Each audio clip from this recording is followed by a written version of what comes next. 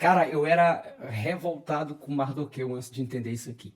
Fique comigo até o final desse vídeo e você vai entender por que que a minha visão com relação a Mardoqueu mudou. Por que que eu era revoltado com Mardoqueu?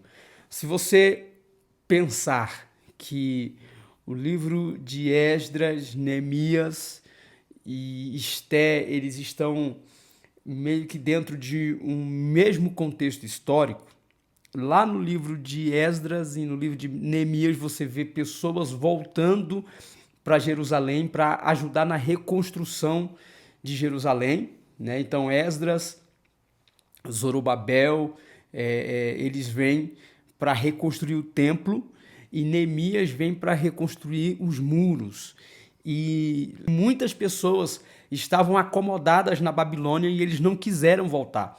Já estavam com as suas vidas muito bem encaminhadas na Babilônia. Alguns até ajudaram financeiramente, mas não quiseram voltar para ajudar na reconstrução de Jerusalém.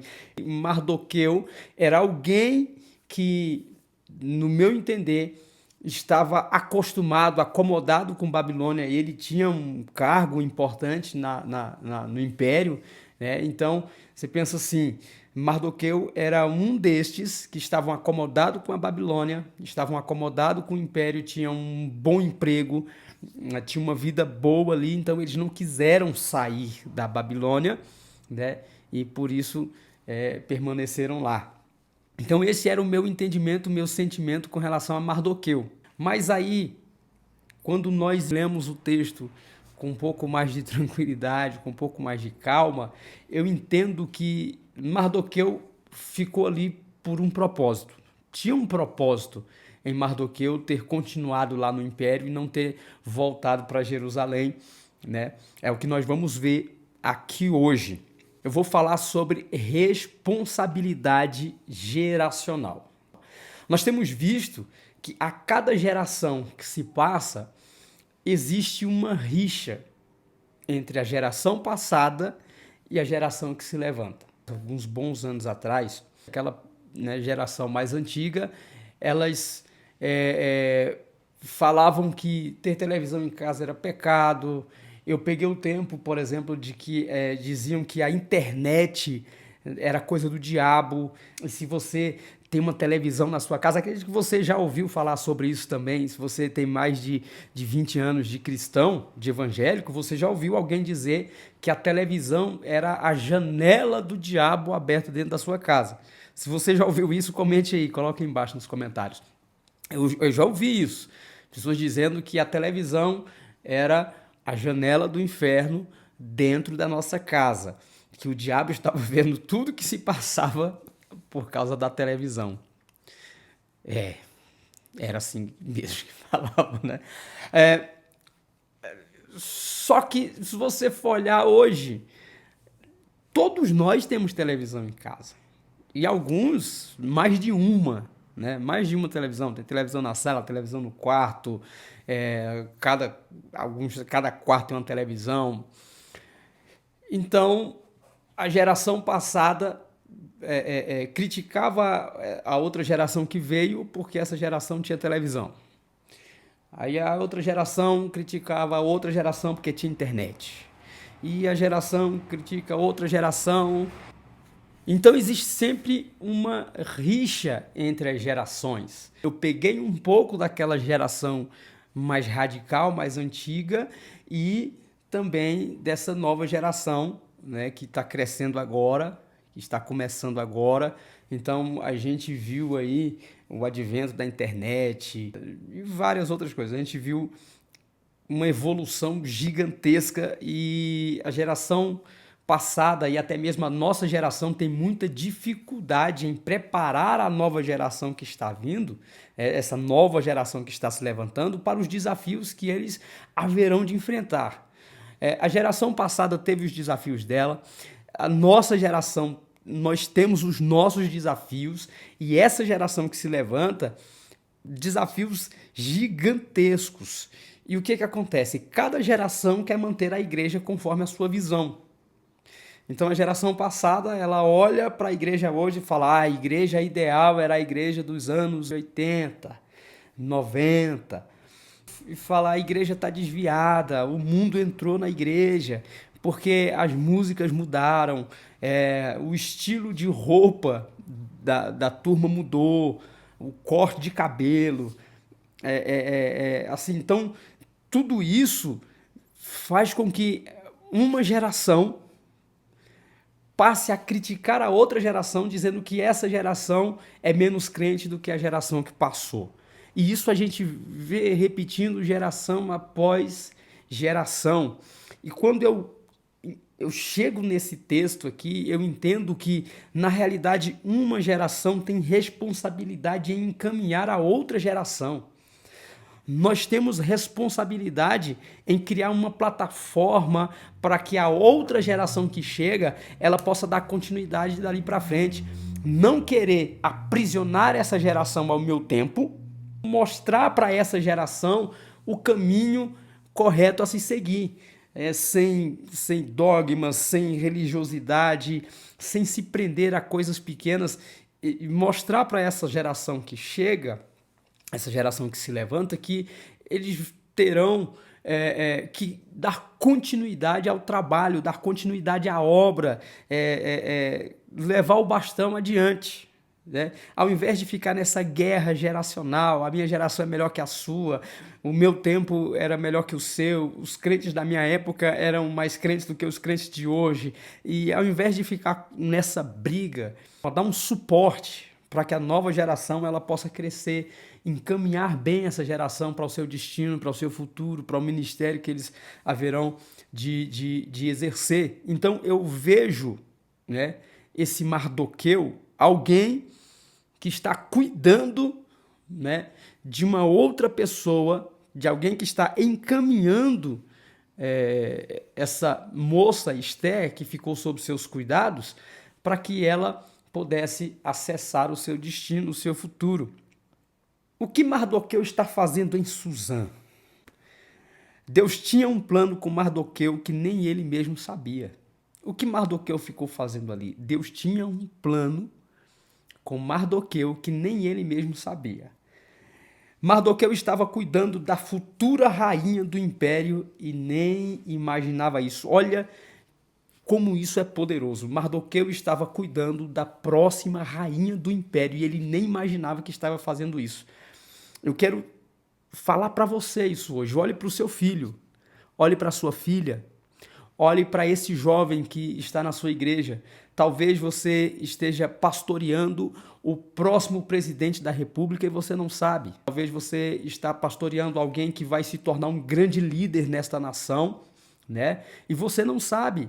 A gente não sabe o todo do que Deus está preparando. Então olhe para esse teu filho, olhe para essa sua filha, olhe para este jovem que está, esse adolescente que está crescendo na sua igreja, que está no seu grupo, olhe para ele como alguém que você precisa encaminhar para o seu destino, para o seu futuro. Você não sabe ainda o que Deus está preparando para esta pessoa, ok? Então encaminhe ela, crie essa plataforma para que essa pessoa possa ter suporte.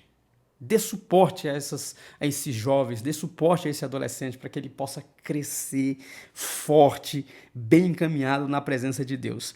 Então, Mardoqueu era alguém que sabia enxergar as oportunidades. Ele era um vigia. Nós somos chamados na Bíblia Sagrada como atalaias. O atalaia era aquela pessoa que subia na torre ou no monte alto e ficava observando para ver o que iria acontecer, se vinha perigo, se vinha algum mensageiro e qualquer coisa que viesse a acontecer, o atalaia era a pessoa que saberia de antemão, ele deveria saber de antemão para que ninguém fosse pego de surpresa.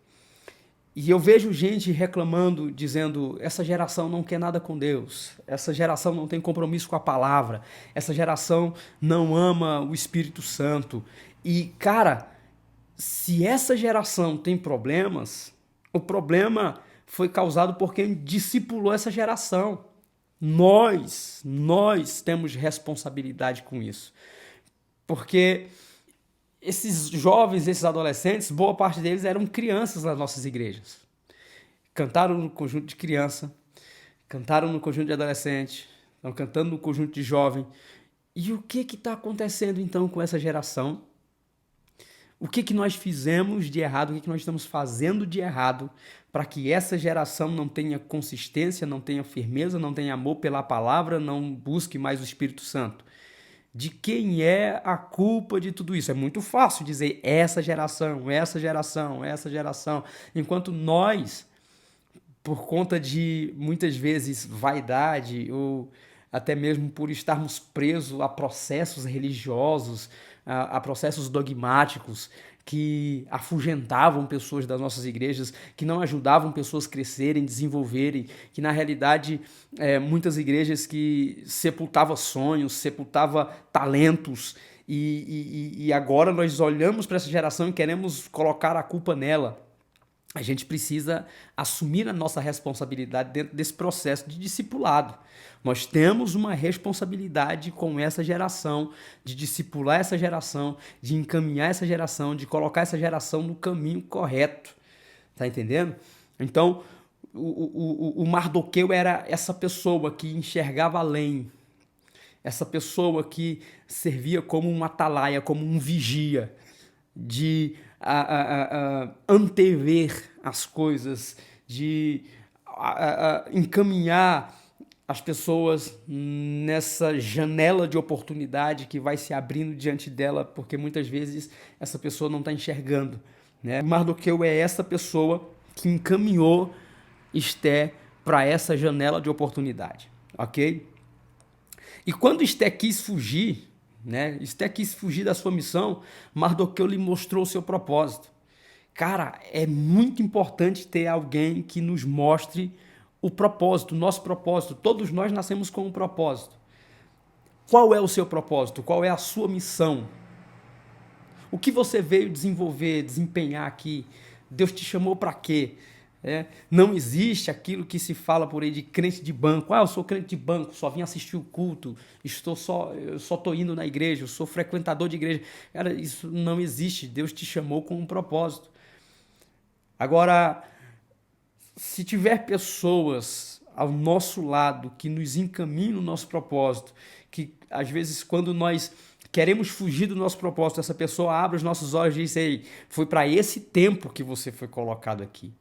Quando Esté quis fugir, né, da sua missão, do seu propósito, Mardoqueu falou para ela: quem sabe não foi para este tempo que você está aqui? Quem sabe não foi para este tempo que Deus te levantou? Quem sabe não foi para este tempo que Deus te colocou nesta posição que você está agora? Então, e aqui vai uma palavra para você que está pensando em desistir porque as coisas estão difíceis. Assim, eu quero dizer para você, quem sabe não foi para este momento específico da história que Deus te colocou na posição que você está. Cara, pensa nisso. Qual é o teu propósito? Deus te chamou para quê?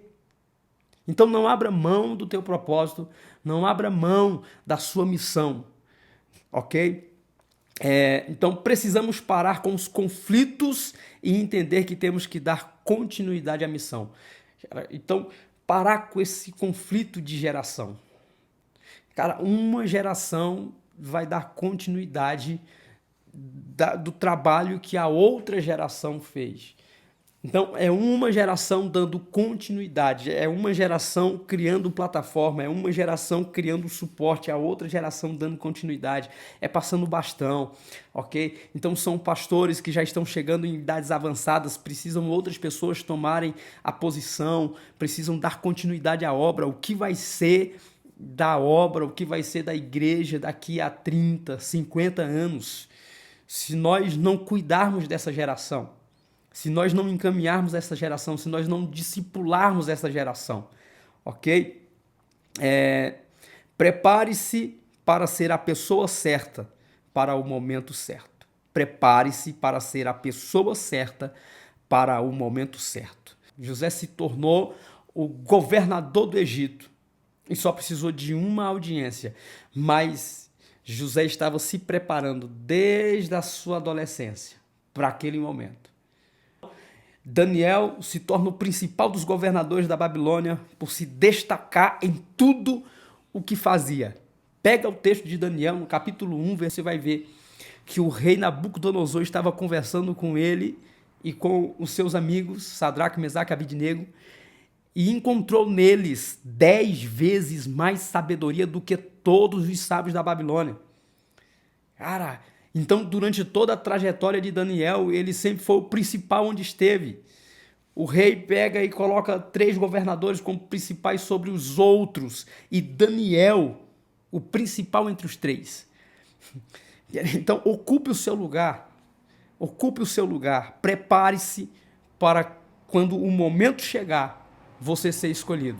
Esté derrotou seus inimigos e salvou o seu povo quando entendeu a sua missão. Esté derrotou seus inimigos e salvou o seu povo quando entendeu a sua missão. Nenhuma dessas conquistas aconteceram da noite para o dia. Existe um processo. No livro de John Maxwell, As 21 Irrefutáveis Leis da Liderança, tem uma lei chamada a lei do processo. O crescimento ele é diário. O desenvolvimento ele é diário. Não deixe de crescer o que você precisa crescer diariamente. Você não consegue vencer 40 quilômetros se não vencer o seu primeiro metro. Metro a metro. Então, se deixe ser trabalhado. Se deixe ser discipulado. Se deixe ser mentoreado. Você vai conseguir chegar no topo. Mas você precisa subir essa escada degrau a degrau. Você vai descobrir ao longo do caminho capacidades e habilidades que você nem imaginou que tinha. José, quando ainda jovem, adolescente, estava contando o sonho para os seus pais. José, já na sua idade, lá por volta dos 30 anos, estava interpretando o sonho de Faraó. Então, ao longo da caminhada, você vai descobrir habilidades que você nem sabia que tinha. Cara, então continue na caminhada, continue no processo, continue caminhando. Quando Deus chamou Moisés, não disse que aquele cajado abriria um mar e nem faria a água brotar de uma pedra. Cara, que coisa extraordinária isso. Estava meditando nesta palavra e quando Moisés estava lá no monte, Deus falando com ele, e disse, joga esse cajado no chão, jogou o cajado no chão, virou cobra, pega no cajado de novo. Né? Jogar o cajado no chão é fácil, mas pegar depois que virou cobra que é complicado, né? Mas ele vai lá, pega o cajado, volta, era uma cobra, volta a virar um cajado. Só que Deus não disse para ele, Moisés, guarde esse cajado, porque com esse cajado você vai abrir mar, com esse cajado você vai fazer água brotar da rocha. Deus não deu a senha, Deus não deu o percurso completo. A gente vai descobrindo coisas ao longo da caminhada. A gente vai descobrindo habilidades, a gente vai descobrindo poderes, a gente vai descobrindo milagres ao longo da caminhada. Então, não cesse diante do mar, não pare diante das dificuldades, ok? Prepare-se para o seu destino e ocupe o seu lugar de influência. Isso aqui é algo muito importante e precisa ser destacado. No livro O Metanoia, do J.B. Carvalho, O Poder para Transformar o Mundo Hoje, do Bill Johnson, fala muito sobre ocupar o seu lugar de influência. O cristianismo hoje, ele se coloca dentro de uma caixa e ela se tornou uma cultura secundária. Eu tenho um livro da Nancy Pierce. Cara, esse livro é sensacional. É Verdade Absoluta. Libertando o cristianismo do seu cativeiro cultural. Cara, que livro sensacional. Um livro sensacional. Nós permitimos que a verdade do cristianismo se tornasse uma verdade subjetiva. O cristianismo se tornou uma verdade relativa. Então, nós permitimos que o mundo incutisse na nossa cabeça que o cristianismo não é uma verdade absoluta. É a minha verdade, diferentemente da sua verdade, que é diferente da verdade do outro, então cada um tem a sua verdade. Mas o que Jesus Cristo disse, eu sou o caminho, a verdade e a vida. Eu sou o caminho, não uma verdade, é a verdade. Jesus Cristo disse, conhecereis a verdade, e a verdade vos libertará. O Evangelho de Cristo é a verdade de Deus para a humanidade. Então nós não podemos permitir que o cristianismo permaneça nesse cativeiro de uma subcultura, de uma crença alternativa, de que alguém acessa essa crença para aliviar os seus terrores existenciais, os seus problemas existenciais, os seus problemas psicológicos. Cara, não é isso, o cristianismo não é isso. O Evangelho de Cristo é o poder de Deus para a salvação de todo aquele que crê. Ok? Então, ocupar o seu lugar de influência é ocupar a sua posição no Estado, ocupar o seu lugar na sociedade. Inventar uma mentira, né, e repetir ela várias e várias vezes, dizendo que política não se mistura com religião. Cara, de onde é que saiu isso? Eu me lembro, nas eleições de 2018, eu olhando alguns vídeos no Facebook, e alguém colocou assim: vocês cristãos deveriam se preocupar em pregar aí nas suas igrejas e deixar a política para nós. Olha, olha só, cara. E tem muito crente que concorda com isso. Tem muito cristão que concorda com isso. Tipo, deixa a política para os ateus, deixa a política para os satanistas, deixa a política para essas pessoas que não acreditam na Bíblia Sagrada, deixa a política para eles. Vamos ficar aqui pregando o evangelho dentro das nossas igrejas. Irmão, que armadilha foi essa que criaram para a igreja, encurralaram a igreja e reduziram a igreja a uma subcultura, e a igreja está enclausurada dentro de quatro paredes. Quer dizer, a Bíblia diz que quando o justo governa, o povo se alegra. O povo se alegra.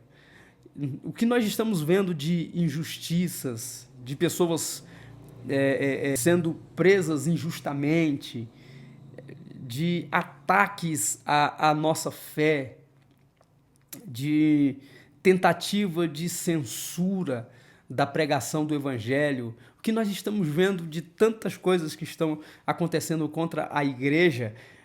Mas por quê? Porque a igreja abriu mão do seu espaço. Eu não estou falando de dominação cultural. A igreja não tem que dominar, mas a igreja tem que ocupar lugares de influência.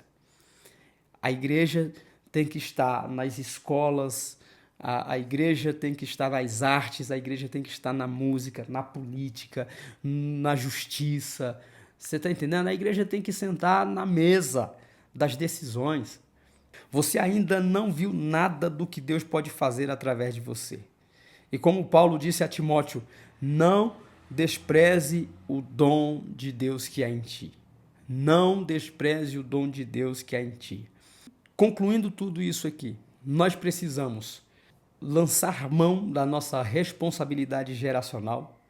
Nós precisamos mostrar para esta geração o potencial de tudo que ela pode fazer, sendo cheio do Espírito Santo, amando a palavra de Deus, aceitando a Bíblia Sagrada como a sua regra de fé e prática, o que vários cristãos já fizeram ao redor do mundo, coisas extraordinárias ao redor do mundo. O que nós podemos fazer, o quanto nós podemos influenciar, o quanto nós podemos melhorar este mundo a partir da verdade central da palavra de Deus. Que Deus em Cristo abençoe você. Se inscreva nesse canal, dê seu joinha, comenta, compartilha e vamos para cima. Tamo junto. Deus abençoe.